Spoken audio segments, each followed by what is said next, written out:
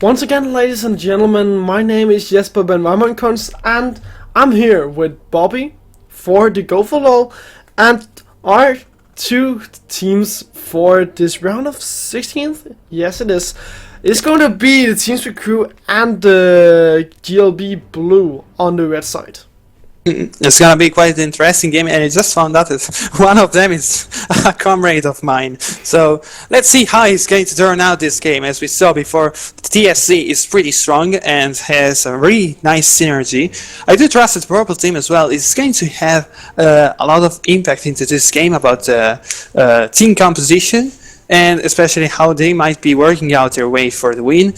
Let's see how it's gonna work. Starting from the first ban. From the blue team is going to be Fiora, followed by Kalista, and bans from the purple team are going to be Kog'Maw and the poor Gangplank that obviously was going to be banned.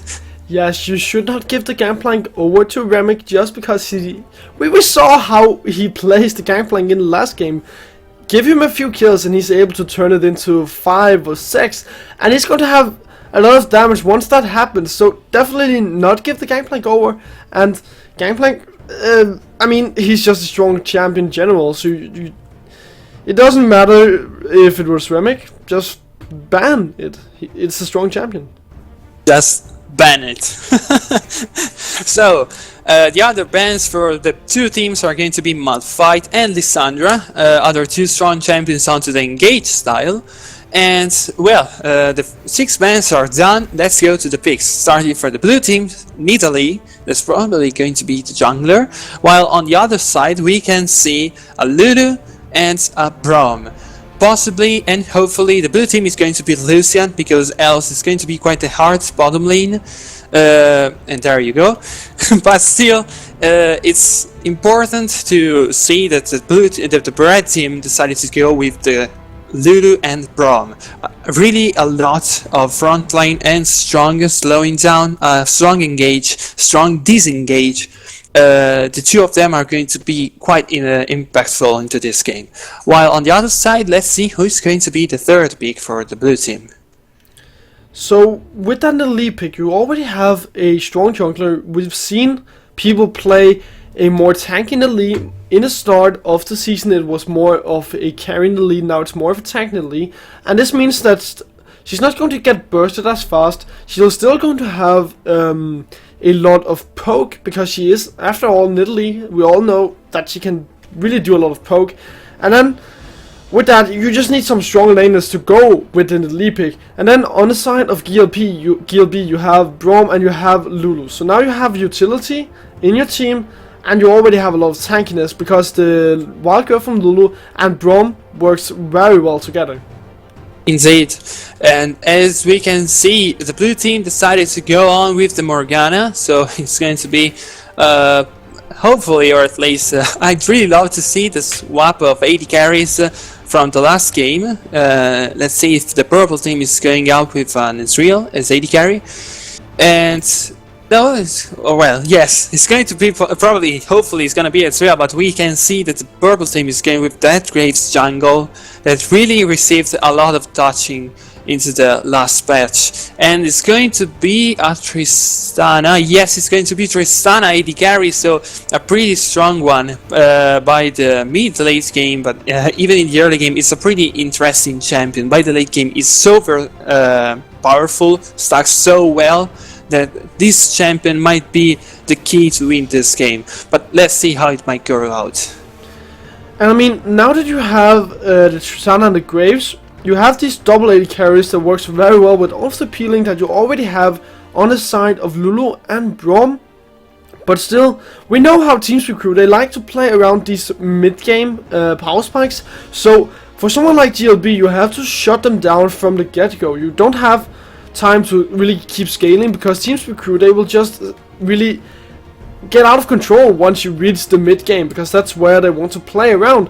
And now they have a lot of CC and they have a lot of damage. That's the composition that the Teamspeak crew likes to play. You have Cillian, you have Lucian. A lot of damage coming from those two, because it's in their kit. They have so much damage coming from the base stats, so those can really lane bully a lot. And you have the the Nautilus pick, which is going to be very tanky.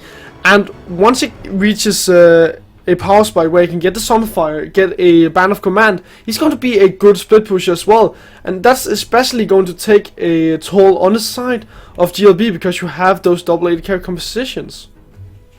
Then we can see that the top lane for the blue team is gonna be that Nautilus and Zilean, a really interesting champion that I have seen recently even in the competitive levels. And Poppy. Whoa, wait, what's gonna happen? Poppy jungle? No, wait, hold on, what's gonna happen? Who is mid lane? Lulu mid lane, possibly. Yes, okay, it's Lulu mid lane and Poppy top lane. That last pick actually turned everything that was the possibility of this game, because we have a Poppy Nautilus by the top lane, and it's gonna be quite the passive gameplay, while in the middle lane we have two extra supports that are Zilean and Lulu. Both teams decided to go with the double teleport, so it's gonna be even an interesting matchup, but we can see that on the blue side Morgana is going with the Ignite, while on the purple team side we have the Exhaust Prom, that obviously it's the best way to be dealing with that Lucian. So, any last words? No, I don't think we just get straight into the small pick because now we are in the 3-minute delay, and then when we get into the game we'll talk a little bit about the team compositions again, but don't go anywhere, we'll be right back with the second game of today, so just go grab some popcorns and get hyped.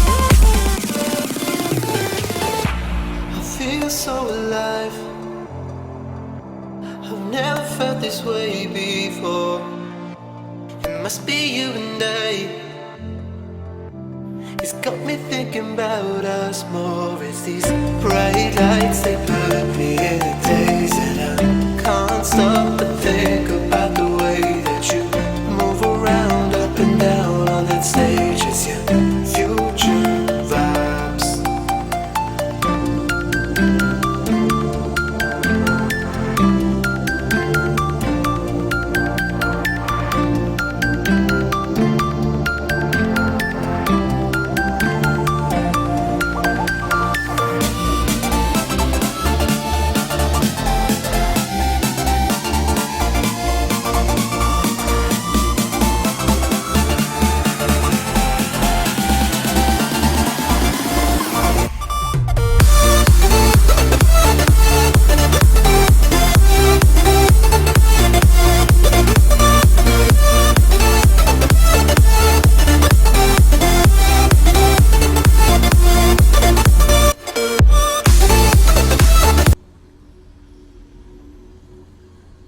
And now we are finally into the second game of today, and it's going to be a very interesting game. We have GLB on the red side and we have the Teamspeak crew on the blue side, so I am very excited to see this game pan out, because both teams, they are showing a lot of promise, because I know GLB, I've seen them before and they are a strong team, but are they strong enough to take down the Teamspeak crew? And that Lucian had a slow start, as we could see. Poor Lucian, but still, he's not that slow, because the game did start slow itself. Nobody of the two teams decided to go into jungle aggressive action.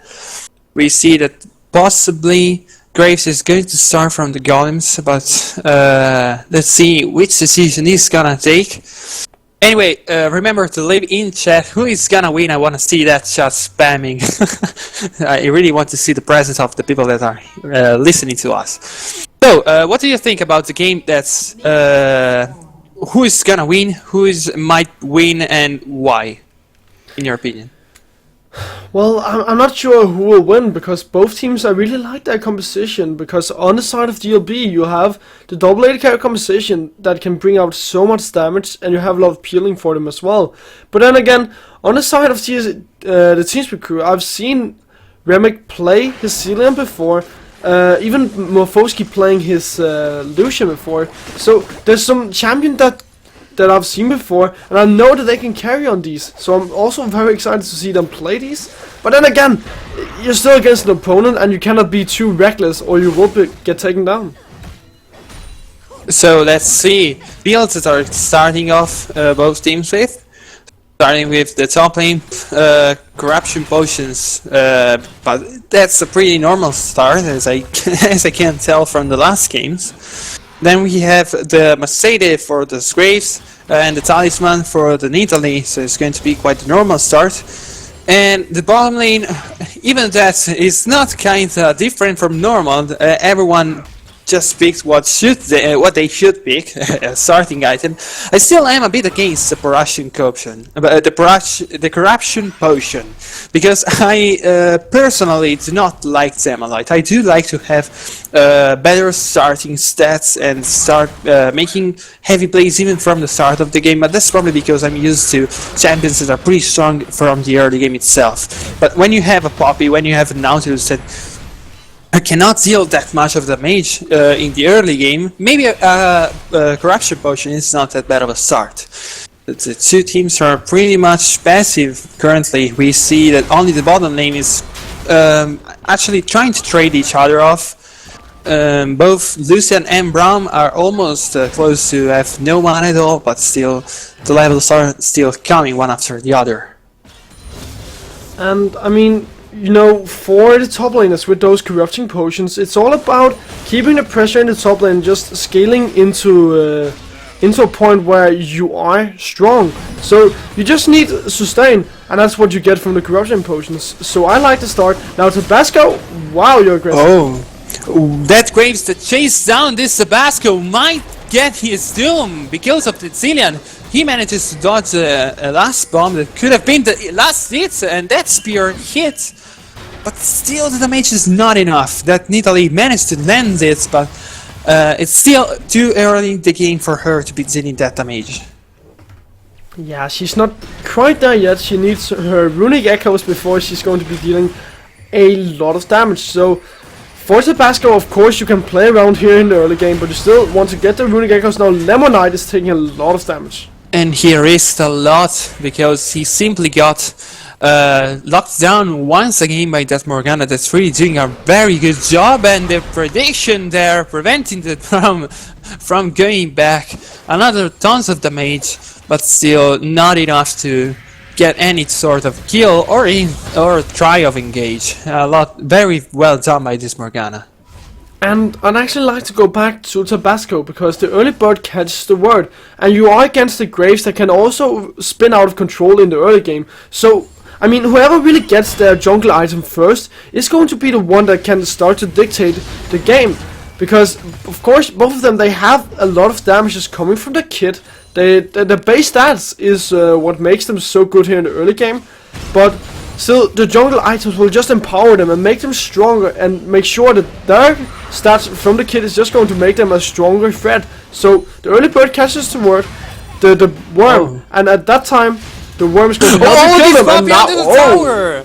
A stun is enough to get the last hammer down, and the kill going into Poppy's hands. First blood for the red team. Very well played. Damn, that was really well, nicely done. Very well played indeed. Now, now with that pickup onto Poppy, you get away into the mid game, and you can already get a lot of base stats just now. That's true, because Poppy herself has a lot of base stats.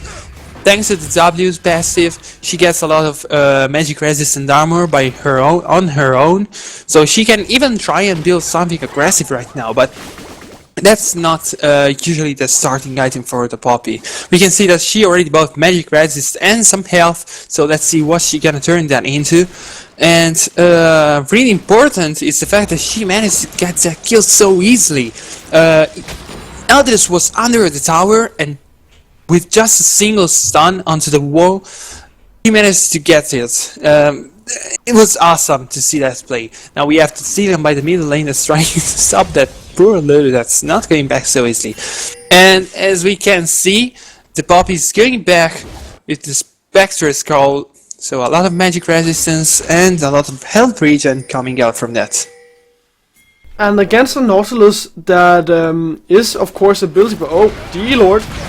Oh, this D-Lord is maybe gets too much far ahead in the enemy jungle, but he has the support of a lot of his teammates, and Brown decides to flash over the wall to save himself. Maybe he could have actually jumped onto Graves to avoid using the flash. Meanwhile, oh, this combo is going in. Now to the CKC's ultimate bomb is not gonna be enough, because Lulu's shield is gonna protect her from any possible extra damage coming out from that engage. Very nice play by the Lulu that forced the blue team, or at least baited the blue team onto using a lot of spells.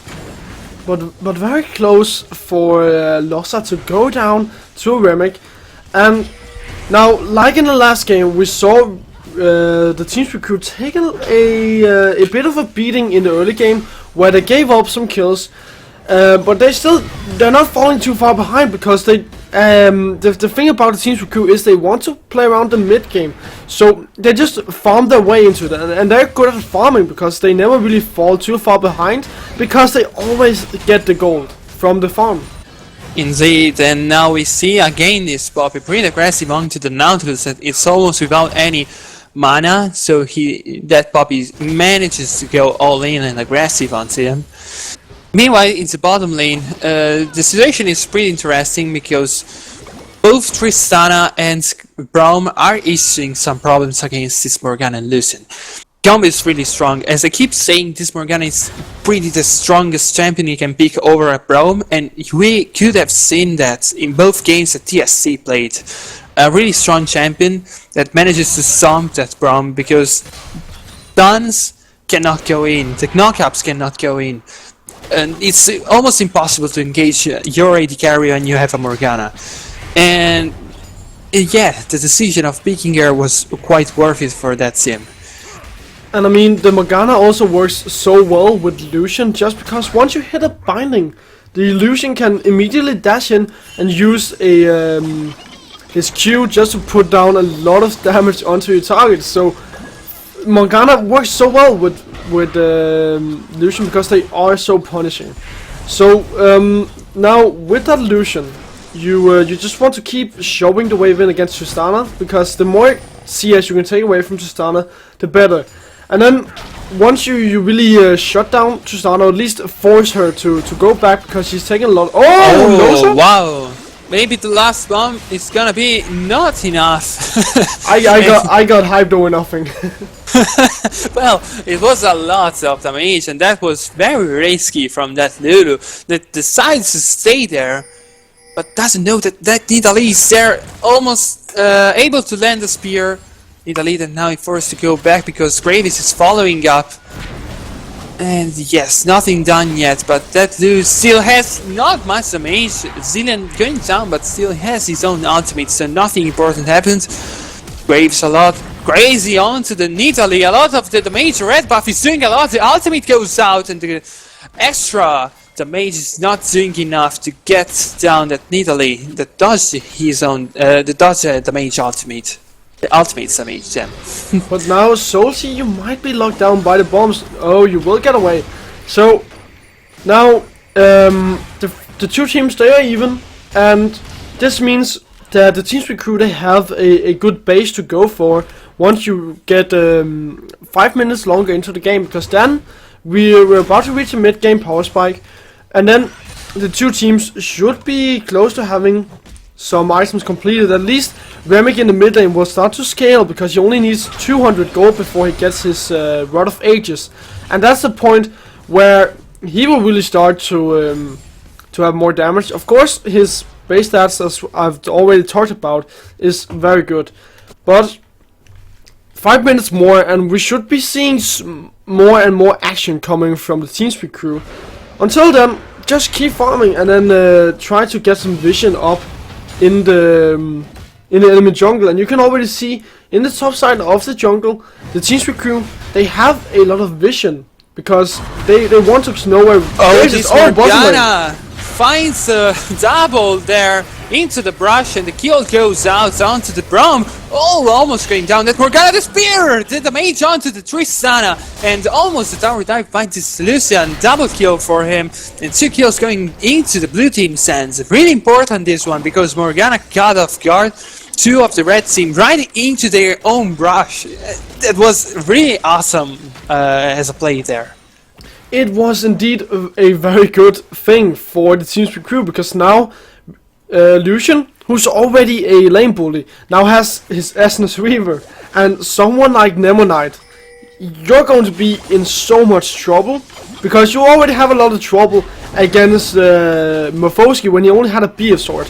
Now the Essence Reaver is going to make him stronger, and at this point it couldn't be better, because the 2 main carries of the side of the Teamspeak crew, they are in such a good spot that it really couldn't be going better for the Teamspeak crew.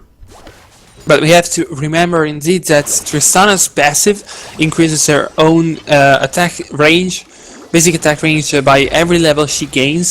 So it's pretty important for her keeping herself not too much behind her own team. But it's not even that much of important from a certain point of view, because she is able to one-on-one that Lucian as long as she is able to get the distance. Meanwhile, in the top lane, this Poppy doesn't know that Nidalee is there, misses the spear, and maybe Poppy is able to get out and dodges the Q. Whoa, that was really awesome from that Poppy. Very nice to try and engage, but Nidalee almost got her there. Very nice play. The gank was essentially just over once Tabasco didn't hit a spear, because you need to hit the spear in order to really get the damage down. Now, the thing I'd like to you all to see is that you can see at GLB they have so much vision around the bottom side of the map, and this means that they know that Tabasco is forced to help Cubon in the top lane, and if they see Tabasco in the top lane once again, then they're going to pull the trigger and go for the dragon. Now Tabasco once again in the top lane, but now you might be in deadly trouble. Yeah, because that Lulu is there too, but Tabasco manages to get over the wall, going into the Rift Herald land. And so pretty good for that Nidalee. Gets out pretty safe on the try of counter jungling. That didn't go so well. We have now that Graves' current situation is that Graves is a bit behind Nidalee and less presence in gang situations, but it's just because it's Graves. Deals a lot of damage, so it's pretty hard to gank with him. We have the Poppy on the top lane getting pretty much a small advantage onto the Nautilus, thanks especially to the First Blood. And as we all noticed, by the bottom lane, this Lucian is pretty big and strong, and it's going to be quite impossible for this Tristana to farm freely. mostly because the Lucian pression, the Morgana's pression, it's heavily in this phase of the game. Just look at that. Morgana's landing her Q, dealing a lot of damage onto the Tristana. And the main reason why Solsi is a little bit behind is because the Teamspeak crew, they have a tower advantage over GLB. So with all the towers, that means more global. Oh, Sile, you're in a lot of trouble. He is in trouble and he goes down pretty easily. The kill goes on to Lucian, but even Tristana might go down to Ignite in, and the damage from only the Morgana goes out. And this Zillion is in the bad spot right now because Graves is trying to get him down due to surviving barely to the bomb on her head, and the collateral damage is going to be the last hits into that Zillion. 1 kill for the red team and 2 kills for the blue team. The bottom lane tower might be going down by this. Exactly. This is the reason why the Teamspeak crew, they came out ahead of that trade, because they got the bottom in a turret. Now, turrets is just what you should be aiming for all the time. Oh, Tabasco! What are you doing? Maybe she goes out. He almost goes out. Graves still chasing down. He doesn't have the collateral damage, so he cannot deal a lot of damage from the long range. Whoa, that was pretty confident by that Nidalee. Just staying there, taking the blue. Yeah, like nothing is there. Meanwhile, you have the Graves like 2 feet from you, shooting at you. No problem. I keep doing the blue buff. But in the end, it was the Teamspeak crew that came out ahead because they got towers, and towers means more global gold to a team. So they got 2 kills. Yes, that's a good prize, but the main prize is the towers that they got, and that's very, very worth it, because towers, as I said, global gold means everything. As we can see, the red team managed to get the dragon, so the first dragon of the game to be specific, and that's a pretty interesting pick for as objective for the red team. Once again, we see that the TSC doesn't really point too much onto the dragon. They get a lot of towers, they get a lot of kills onto the team fights, onto triumph engages, but yet they keep forgetting about getting at least 1 dragon per game. And the dragon is really an important objective of the game. If you let the enemy get it, they still have a nice chance to be coming back into it. And judging by the team composition right now, the red team, if is able to group up, might be able to fight them off. We have this Graves now supporting the Lulu that was trying to one-on-one this Zillion. The bombs goes out and it's not gonna be enough. Even the ultimate from that Lulu. The Poppy comes in with the teleport, gets the kill onto the Nidalee after slamming her on the wall. And this Morgana might be able to get the kill onto Graves. No, she's not able to get him. And the Poppy now is chasing down both Morgana and Zillion. The hammer kill. And now even by the bottom lane, Brown gets saved by Tristana's heal. Meanwhile, Lucian by the top lane gets a tower. It's not done yet the situation because Brown stays there with 200 HP. Tower is there with not so much resistance, but there is an Nautilus right there. It's not that easy to take it. So, level 9! Oh! And the kill goes out. Damn, that Nautilus timing is awful. That Tristana's timing was awful. I mean, because Nautilus managed to get him. That was cheeky coming from Q1. Really, really cheeky. But, well, in the end, it really didn't matter, those kills that the Teamspeak crew gave over, because they all had 6,000 gold. Of course, kills matter as they give over gold to your opponent. But you were able to get a tower in the top lane. So now you have 4 towers. You have all of the outer turrets down. And you can just keep playing around the map because it's open for you. You just need to get the vision necessary. And you have that vision in the upper side of the jungle. So you're sending Morphosky up there. But that means that he's just in a safe place to keep pushing, keep shoving the waves. And you can see Cuban, he's also going to the top lane. So I think the Teamspeak crew, they want to get the top lane, and especially since the Baron is respawning in 10 seconds and there's nothing to take in the bottom side, this will be the main priority. 9 seconds going in, the Baron, And this might be even an engage onto the Lulu. Lulu that gets caught off guard by the blue team. Oh wow, the damage is pretty heavy, but was pretty an easy pick there, just because she was chained by the Morgana, and they get the kill quite easily. Meanwhile, in the bottom lane, this Tristana trying to take the tower. She managed to take it, but she's probably going down. Oh! The grab mid-air. No jump for you, Tristana, and the kill goes on to Nautilus' hands, even if the tower went down. Meanwhile, middle lane, this Poppy trying to engage onto the Luce, and the blue team pressing very hard onto the tower. They want it, and they keep on pressing. It's probably going to be another try and fight on the next minion wave. Let's see how the red team is gonna behave. You need to respect the damage of the Iceborne Gauntlet Nautilus, because that's a lot of damage, and as a Tristana, you are already far behind. You are forced to go for a static shiv as your first item. So right now, this means that you have to get some wave clear. Your team, all of your wave clear really is on the Tristana with the static shiv, her bombs as well, and then Graves end of the line. So really, there's not a lot of wave clear on the side of GLB. Not a lot of reliable wave clear, and this just hurts them because they are falling further and further behind, because towers will go down all the time. Now Remick in a lot of trouble. He is in a lot of trouble, but thanks to the ultimate, he manages to get out without a scratch almost. This brown ultimate goes in, the trial to engage from the red team, but the counter engage by the Nautilus onto the Tristana. So much damage from the blue team. The blue team might be able to get some kills there. Lucen getting it here onto Tristana. Meanwhile, the spear getting the brown flash from Italy. And Lulu manages to get out of almost alive thanks to her ultimate, and now the tower might be able to kill it down. Why is Graves behind them? That's a nice question. Now we have Poppy trying to defend her last tower by the top lane because their inhibitor is right there. The blue team tower diving. Poppy 1-on-5. What you're doing? You have nobody helping you out, and the tower of the inhibitor goes out and the surrender. Wow, that was fast.